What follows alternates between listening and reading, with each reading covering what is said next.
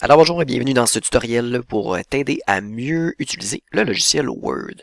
Alors dans un premier temps, ton texte est censé être retranscrit dans un document Word. Si jamais tu as utilisé un Google Doc, fais simplement copier-coller dans un document Word.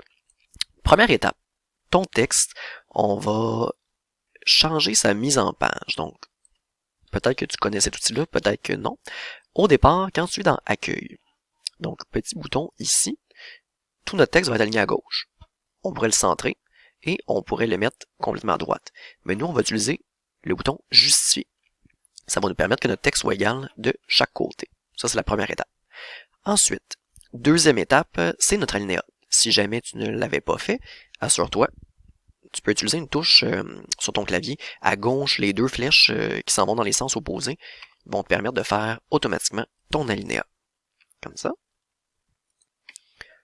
Voilà. Et là, je vais te présenter différents outils. Donc, c'est sûr, bon, la police ici pour changer. Tu peux ajouter des intertitres si jamais tu veux. Bon, la taille ici de ton texte. Si jamais tu veux y aller en colonne, tu sélectionnes ton texte et on s'en va dans mise en page, colonne, et on en veut deux. Donc, par exemple, notre texte ici va être en deux colonnes. Ensuite, autre élément, ton titre devra être dans le haut. Ce que je te conseille, c'est d'utiliser un Word R. Donc, dans Insertion, le petit A ici. On peut choisir ce qu'on veut.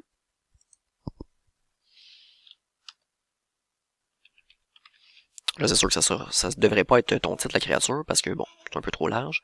Donc, si on aurait notre titre,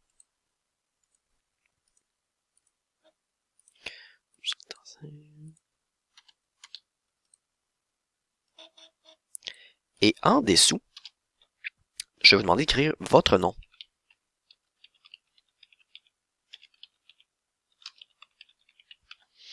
Et on va le mettre plus petit. On va changer la police.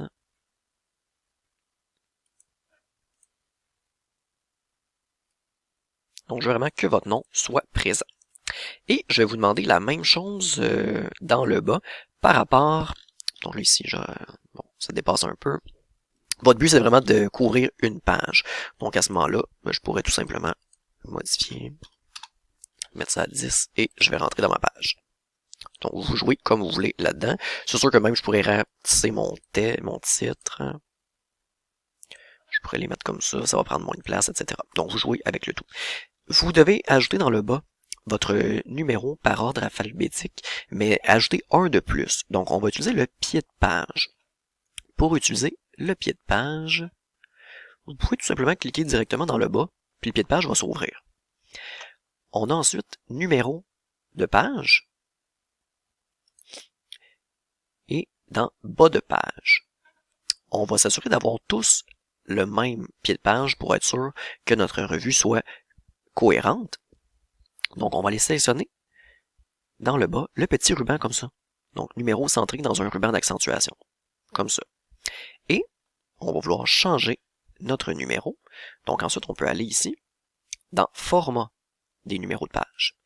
Et moi, je vais vous demander de commencer à partir de un numéro de plus que votre numéro par ordre alphabétique. Donc, si vous êtes 1, vous allez mettre 2. Comme ça. Si vous êtes 5, etc. Donc, vous prenez un numéro de plus que votre numéro par ordre alphabétique. Comme ça, la page 1 va être notre première page principale et ensuite, les pages vont se suivre en fonction de l'ordre alphabétique. Donc, pied de page, super important. Titre et nom, ça c'est la base. Le reste, vous agrémentez le tout comme vous voulez. Vous pouvez mettre des intertitres, vous pouvez utiliser de la couleur, vous pouvez mettre des images dans le fond, vous pouvez vraiment tout faire. Et c'est sûr que c'est le même principe que ce qu'on avait fait avec le portrait culturel. Donc, au départ, vous devez trouver vos images. Donc, par exemple, lieu, créature, tout dépendamment de ce que vous aviez mis comme image, comme description plutôt. Donc, supposons que je prends cette créature-là.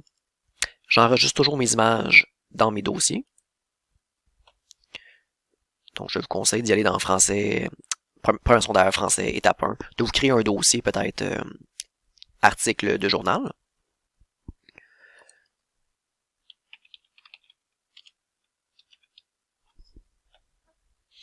Et quand on veut ajouter le tout, insertion image, On s'en va chercher notre image. Et on l'insère. On va devoir jouer avec l'habillage, donc on clique 2 fois, si jamais notre image n'est plus là. Habillage.